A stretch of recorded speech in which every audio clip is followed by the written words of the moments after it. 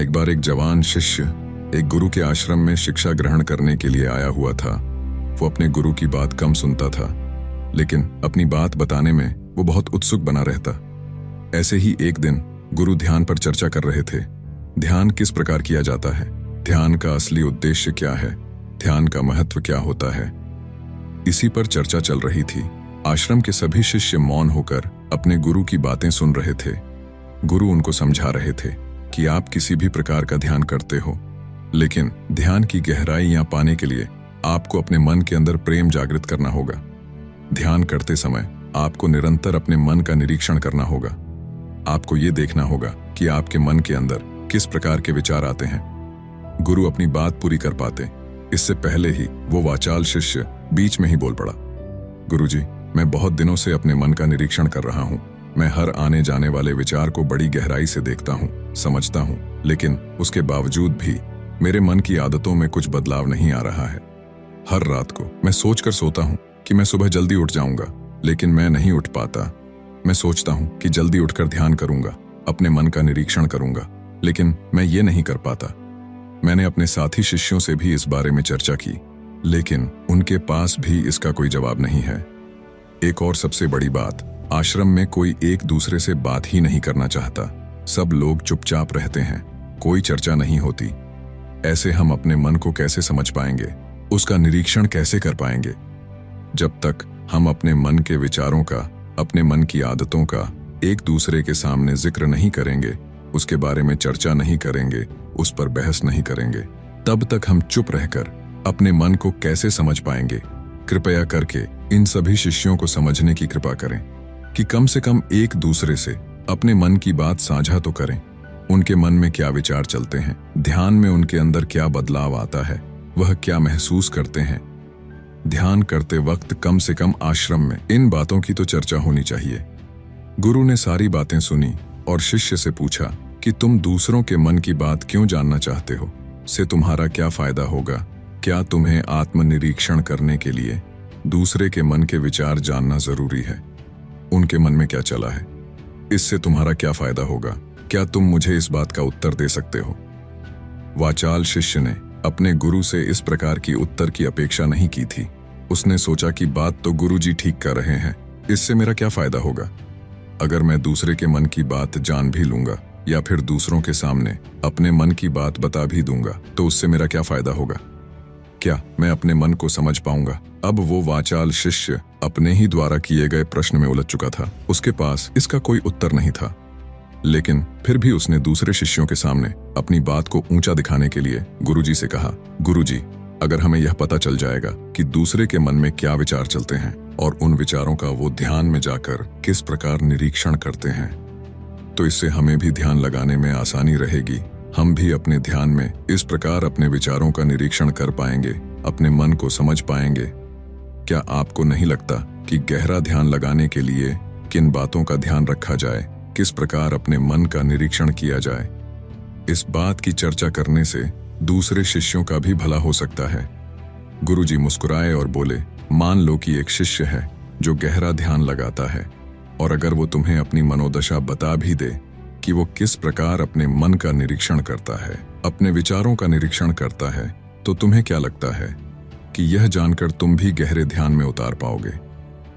अगर तुम ऐसा सोच रहे हो तो मैं तुम्हें एक बात बता दूं कि तुम अपने ही मन के बनाए हुए जाल में खुद फंस जाओगे। अगर तुम्हें कोई ऐसी प्रक्रिया पता चल गई कि गहरी ध्यान में किस प्रकार प्रवेश किया जाता है, तो तुम्हारा मन उसी प्रक्रिया का अनुसरण करने की कोशिश करेगा।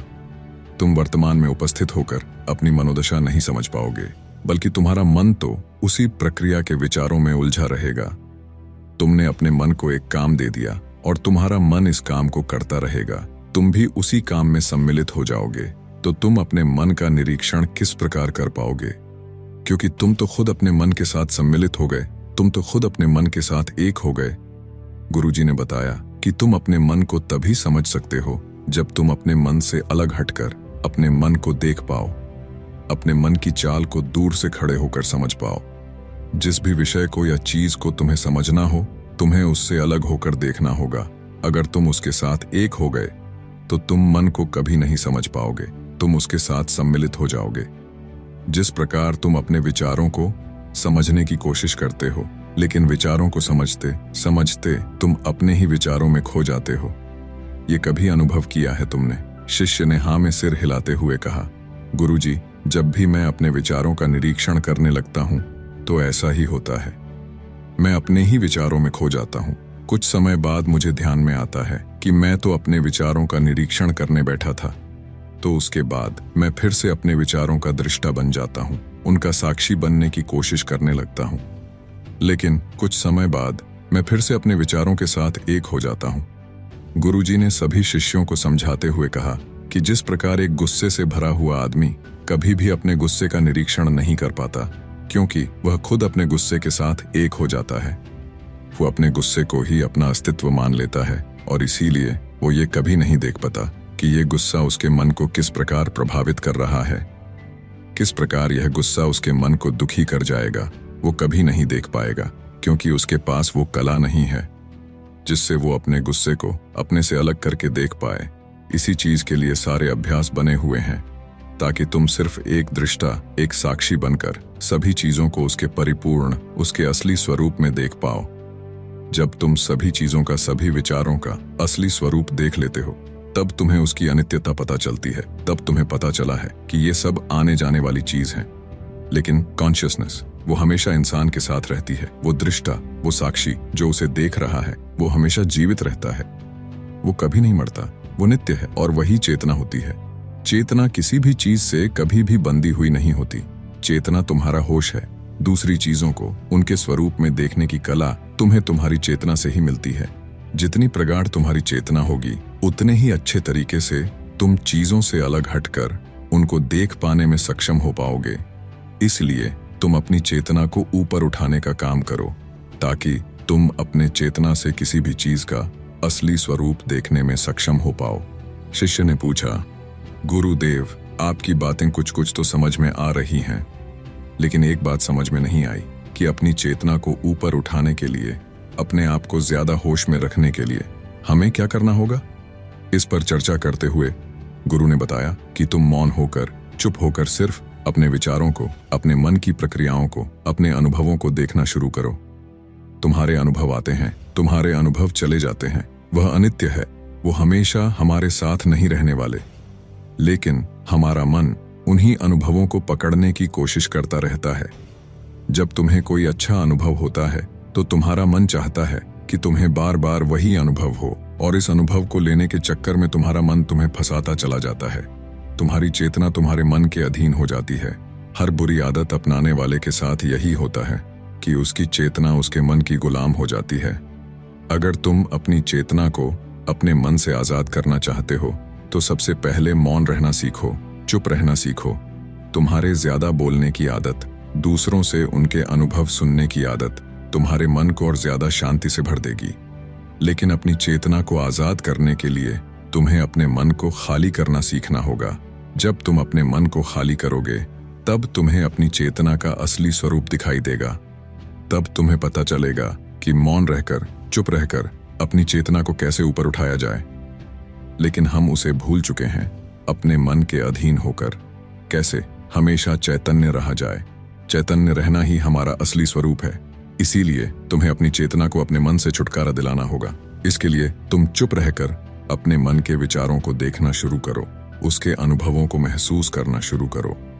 जब तुम अपने मन के साक्षी हो जाते हो, अपने मन के दृष्टा हो जाते हो, उसे देखने वाले हो जाते हो, तब तुम्हें पता चला है कि तुम्हारे मन में एक विचार जाता है तो फिर दूसरा जाता है, दूसरा जाता है तो तीसरा जाता है, और इस प्रकार जिस तरह सड़क पर भीड़ चल रही होती है, एक आदमी जाता है तो दूसरा आता है, इसी प्रकार हमारे मन की भूमि में वो अनेक विचार आते और जाते रहते हैं।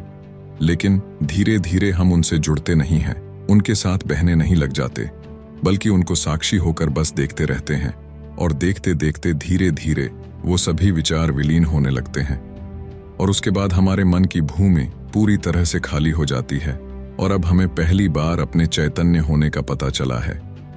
हमें पता चला है कि हमारी चेतना ही हमारा असली आनंद है, हमारा सच्चा स्वरूप है। इतना कहकर गुरु सभी शिष्यों के साथ ध्यान मग्न हो गए।